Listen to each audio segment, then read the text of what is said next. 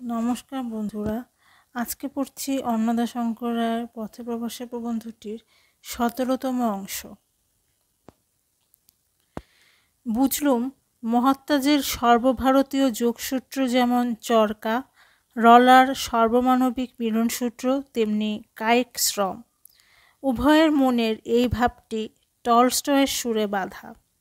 শ্রমীদের ওপরে বিশ্রামীদের পরগাছা বৃত্তি পৃথিবীশুদ্ধ মানবপ্রেমিককে ভাবিয়ে তুলেছে। সমাজের যেসব দাস মক্ষিকা এত যুগ ধরে সমাজের রানী মক্ষিকাদের জন্যে আনন্দহীন খাটুনি খেটে এসেছে, সেই সব দলিত মানব আজ ফনা তুলে দাঁড়িয়েছে। এটা হচ্ছে শূদ্র বিদ্রোহের যুগ। তারা বলছে পেটের দায় তো প্রতি মানুষেরই আছে, একলা আমরা কেন খেটে মরব? এসো সকলে মিলে দায় ভাগ করে নিই। কায়িক শ্রম তোমরাও করো, আমরাও করি। শূদ্র বিদ্রোহের এই মূল ধোঁয়াটার এখন জগৎ জুড়ে মহলা চলেছে। বৈশ্যরা ভয়ে কাঁপছেন, ক্ষত্রিয়রা ঘটা করে গোফে তা দিচ্ছেন, ব্রাহ্মণরা রফার উপায় খুঁজছেন। সাময়িক একটা রফার দিক থেকে রলা গান্ধীর প্রস্তাব মতো প্রতি মানুষের আংশিক শুদ্রীকরণের মূল্য আছে, সন্দেহ নেই। এরা না বললেও ঘটনাচক্রে বাধ্য হয়ে শূদ্র ধর্ম স্বীকার করতেই হবে সকলকে। ঘটনাচক্রে বাধ্য হয়ে সকলেই একদিন খাট্ট ধর্ম স্বীকার করেছিল। ঘটনাচক্রে বাধ্য হয়ে সকলকেই আজ বৈশ্য ধর্ম স্বীকার করতে হচ্ছে।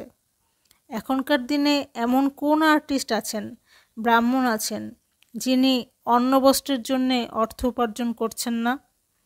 কেউ আর্টের বিনিময়ে করছেন, কেউ অন্য কিছুর বিনিময়ে করছেন। আর্টের বেশ্যাবৃত্তি যার কাছে নীতিবিরুদ্ধ, আর্টে তোর বর্ষাবৃদ্ধি তার ভরসা।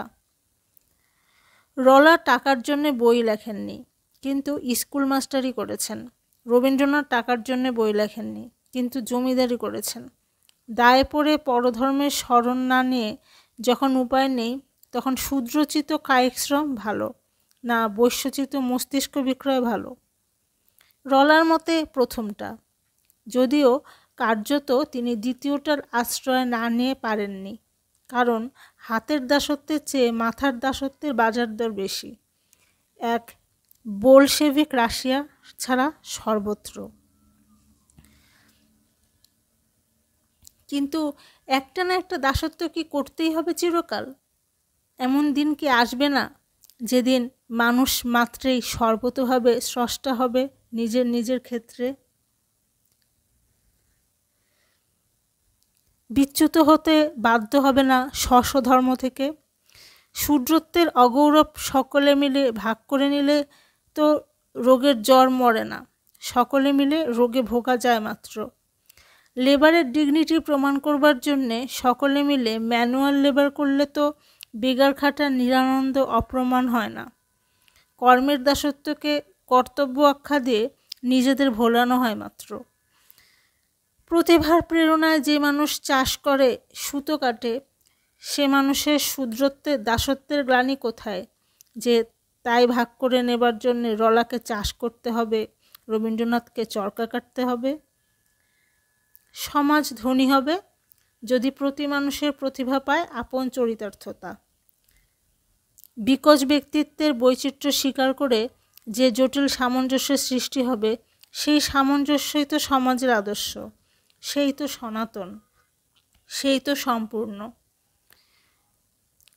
চাতুর্বর্ণের সাংকর্য ঘটিয়ে দিয়ে বৈচিত্র্যধ্বংসী বহিঃসাম্য স্থাপনা করলে সাময়িক একটা রফা হয়তো হয়, কিন্তু এত মানুষের তৃপ্তি নেই। মানুষ চায় স্রষ্টত্বের স্বাধীনতা, এছাড়া আর সমস্তই তার পক্ষে দাসত্ব।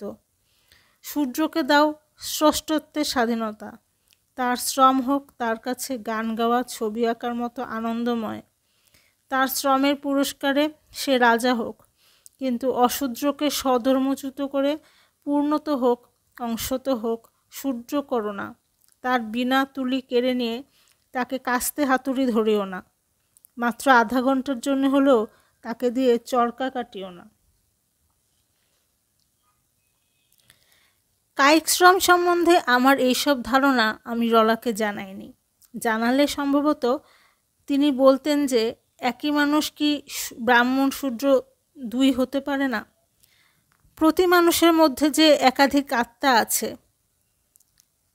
মাইটারলিঙ্ক নাটক লেখেন, লাঙল ঠ্যাঙেল মৌমাছি ও পিঁপড়েদের তদারক করে প্রামাণ্য বিজ্ঞান গ্রন্থ লেখেন। তার তাহলে গোটা তিনেক আত্মা। কোনো রকম কায়িক শ্রমের প্রতি যার একটাও আত্মার একটু রুচি নেই, এমন মানুষ সম্ভবত একজনও পাওয়া যাবে না। এমন যদি তিনি বলতেন তবে আমি আপত্তি করতাম না।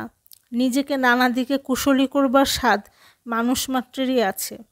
এই স্বাদ যদি মানুষ মাত্রকেই সুতো কাটা নামক কাজটিতে কৃতী হতে প্রেরণা দেয়, তবে সে চরকা ধরবে। নতুবা স্পেশালাইজেশনের প্রতিকারস্বরূপ কিংবা সর্বতোভাবে আত্মসম্পূর্ণ হবার দুরাশায় কিংবা সর্বমানবের সঙ্গে যুক্ত হবার ধারণায় যদি ধরে বা ধরতে বাধ্য হয়, তবে সেটা হবে তার সৃষ্টির সতীন, তার অন্তরের দাসত্ব। আধ ঘন্টার জন্য হলেও সেটা তার স্বাধীনতার শ্বাস বিরোধী। সার্বজনীন দাসত্বের দ্বারা সর্বমানবের যে একীকরণ, সে মন্ত্রের উদ্গাতা যদি রলা, গান্ধী, টলস্টয়ও হন, তবু সেটা ছদ্মবেশী জড়বাদ।